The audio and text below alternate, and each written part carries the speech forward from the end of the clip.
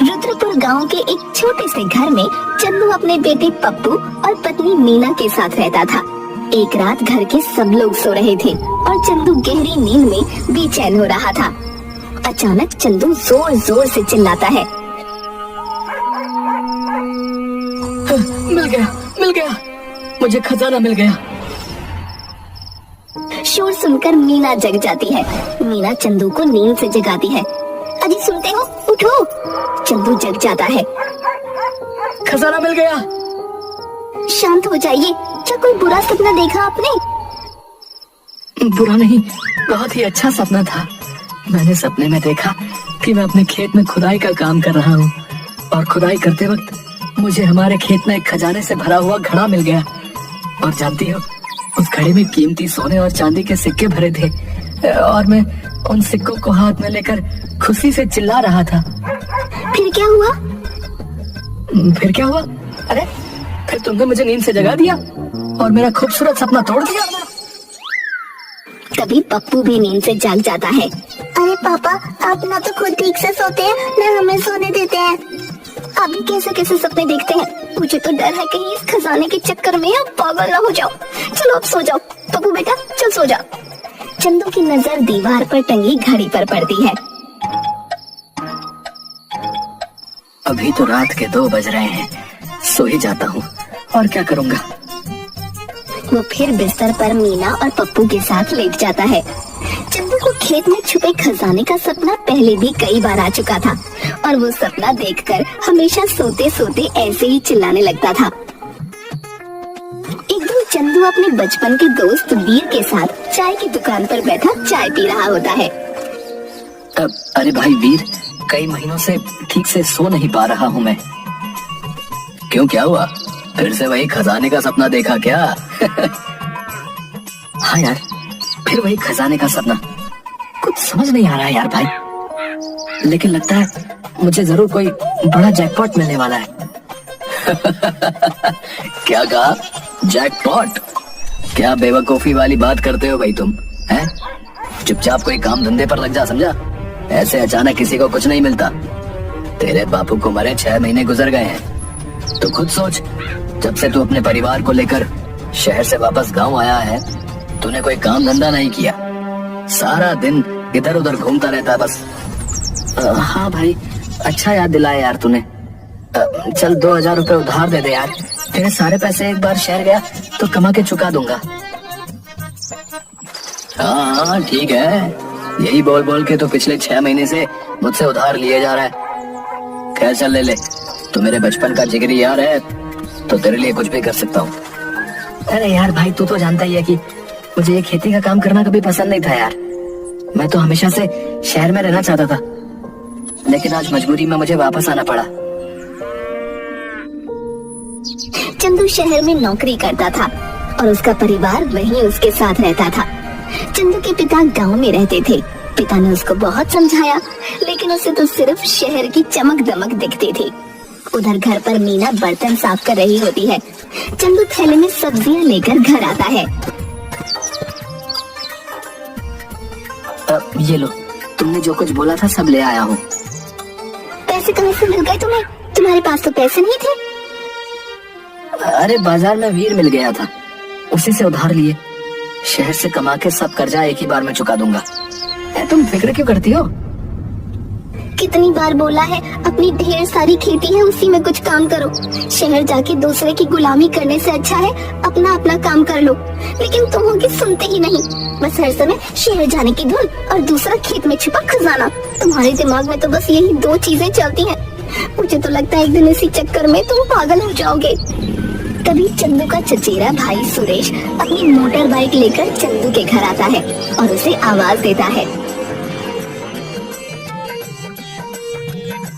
चंदू, ए चंदू। अरे सुरेश भैया, आप तो बड़े बदले बदले लग रहे हैं। कोई लॉटरी लग गई है क्या? अरे नहीं, मुझे बाबा भैरवनाथ की कृपा से नौकरी मिल गई है। बाबा भैरवनाथ? हाँ, बाबा भैरवनाथ। अरे बड़े ही पहुंचे हुए ज्ञानी बाबा है। तुम्हारी अंतरात्मा के भीतर की सारी बातें जान लेते हैं। क्या तुम सच कह रहे हो? अरे बिल्कुल सच कह रहा हूँ। भला मैं तुमसे झूठ क्यों बोलूंगा? क्या तुम हमें बाबा भैरवनाथ से मिलवा सकते हो? अरे क्यों नहीं, जरूर मिलवा दूंगा। हाँ सुरेश भैया, अगर आपके बाबा भैरवनाथ इतने ही ज्ञानी हैं तो इन्हें जरूर मिलवा दीजिए, वरना या तो ये मुझे पागल कर देंगे या खुद पागल हो जाएंगे। अब क्या बात है मीना भाभी, आप भला ऐसे क्यों बोल रही हैं? अपने भाई से ही पूछ लीजिए, दिन रात सिर्फ दो चीजों की धुन है, एक तो शहर जाना है और दूसरा खेत में छुपे खजाने के बारे में पता करना है। न दिन में चैन लेने देते हैं, न रात को चैन से सोने देते हैं। हम तो बड़े दुखी हो गए भाई आपके भाई से। सुरेश, तुम अपनी भाभी की बातें मत सुनो, मेरी बात सुनो। ये बताओ कि तुम जल्द से जल्द मुझे वो बाबा जी से कब मिलवा सकते हो भाई? अरे नेक काम में देरी कैसी, कल ही चलते हैं हम बाबा भैरवनाथ से मिलने। दूसरे दिन चंदू, मीना और सुरेश सभी बाबा भैरवनाथ की कुटी में एक साथ बैठे होते हैं। बाबा प्रणाम। बाबा ये चंदू है, मेरे ताऊजी का बेटा, और ये इनकी पत्नी मीना है। ये दोनों आपसे मिलना चाहते थे, बड़ी उम्मीद लगाकर आपके पास आए हैं बाबा। इन पर अपनी कृपा का हाथ रखिए। ठीक है बच्चा, बताओ क्या जानना चाहते हो? बाबा जी, मैं ना कई महीनों से सो नहीं पाया हूँ।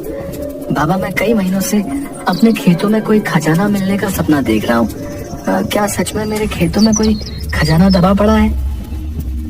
हाँ बाबा जी बताइए, और हमें इस उलझन से बाहर निकालिए।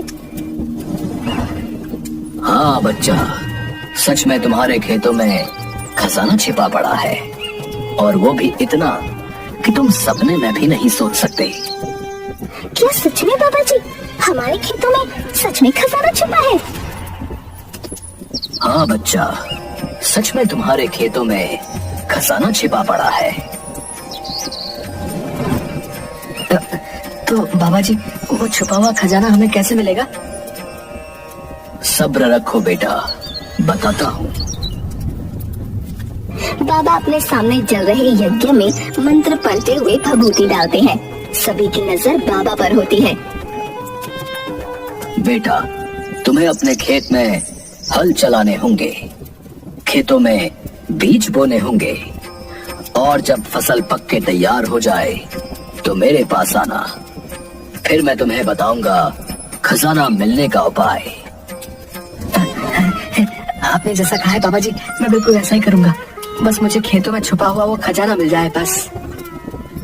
वो खजाना तुम्हारे खेतों में है, इसलिए उस पर सिर्फ तुम्हारा हक है, और तुम्हें वो जरूर मिलेगा।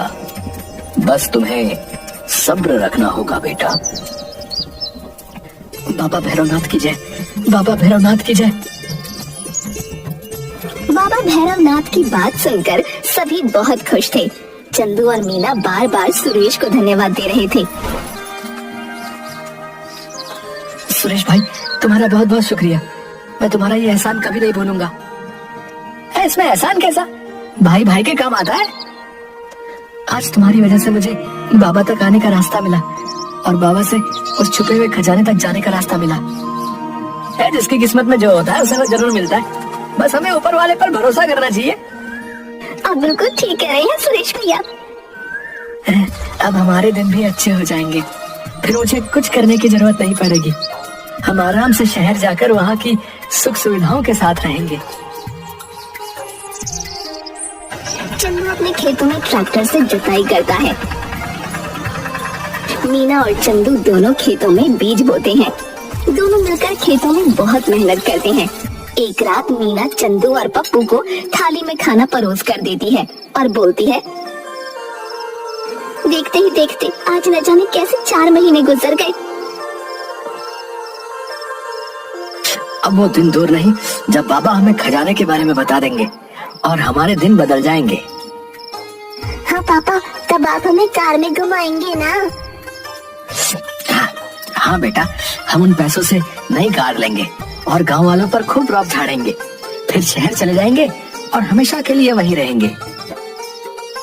सभी एक साथ हंसते हैं। बहुत जल्द चंदू और मीना अपने खेतों में पूरी तरह से तैयार फसल के बीज खड़े होते हैं। उन दोनों के चेहरों पर मुस्कान होती है। चलो कल पापा के पास चलते हैं और उनसे खेतों में छुपे खजाने का पता लगाते हैं। क्या सच में तुम्हें अभी भी किसी और खजाने की इच्छा है? मुझे तो हमारे खेत में ये लहलहाती फसल ही असली खजाना लगता है। लगता तो ऐसा ही है, लेकिन खेतों में छुपा सचमुच का खजाना। चंदू बोलते बोलते चुप हो गया और प्यार भरी आंखों से अपने खेतों को देखने लगा। दूसरे दिन चंदू और मीना बाबा भैरवनाथ के पास जाते हैं। बाबा भैरवनाथ की जय हो, बाबा भैरवनाथ की जय हो। बाबा जी, आपने जैसा कहा था हमने वैसा ही किया। तो बच्चा, तुम्हारे खेतों में फसल पक के तैयार है। हाँ बाबा जी, खेतों में फसल लहलहा रही है। बच्चा, कैसी फसल हुई है तुम्हारे खेतों में? बाबा जी, फसल तो बहुत अच्छी हुई है। खेत तो ऐसे चमक रहे हैं जैसे सोने के सिक्के। क्या बोया था तुमने अपने खेत में?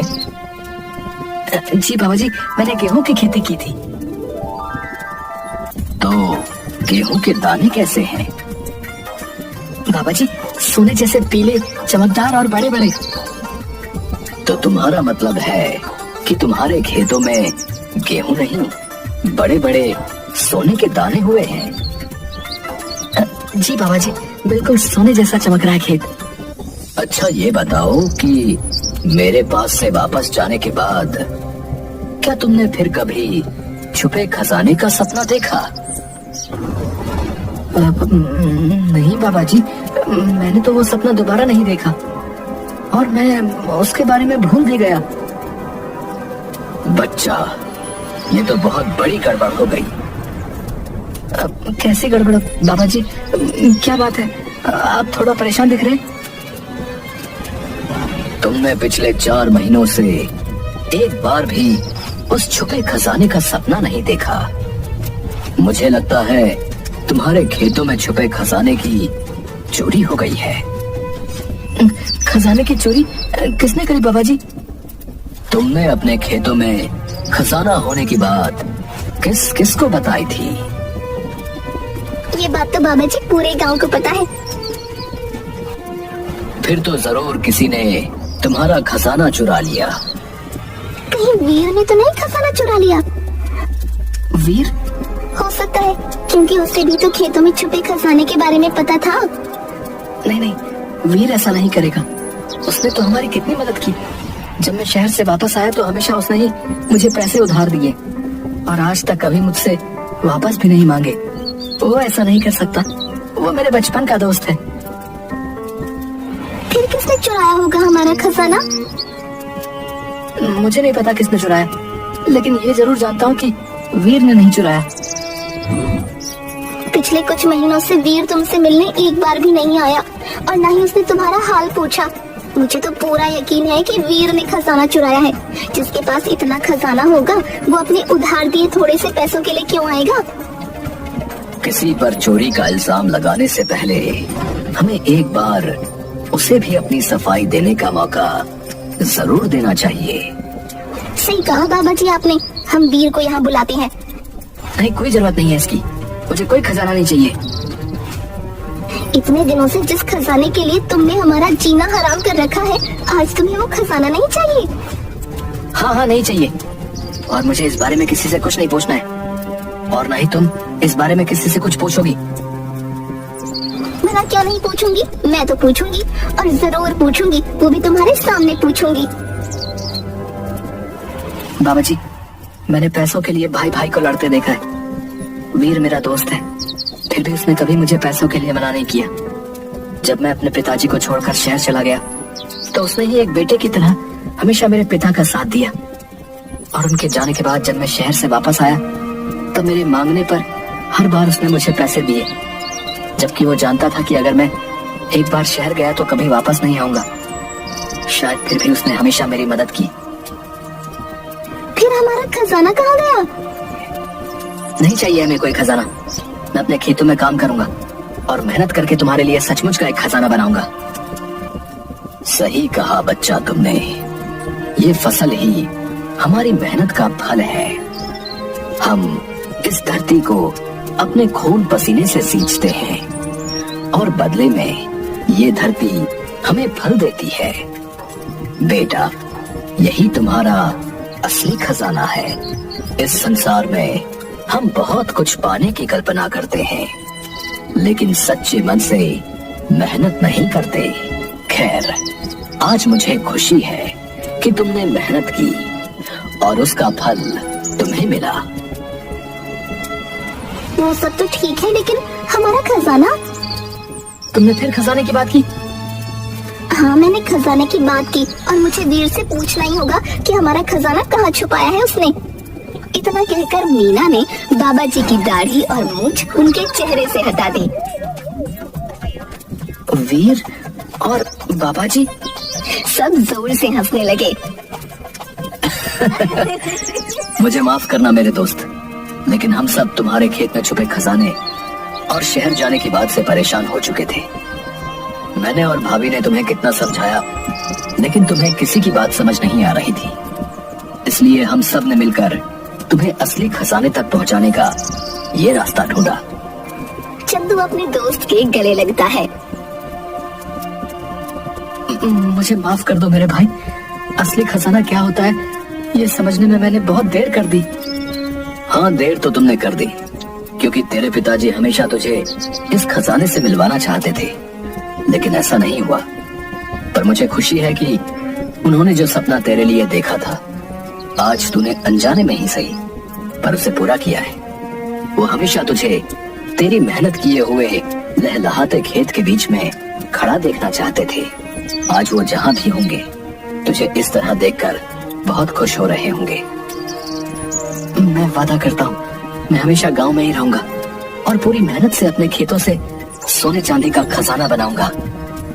सब मुस्कुराते हैं और उस दिन के बाद चंदू कभी भी शहर जाने की बात नहीं करता और पूरी मेहनत से अपने पिता के खेतों में अनाज उगाता और खेती करता।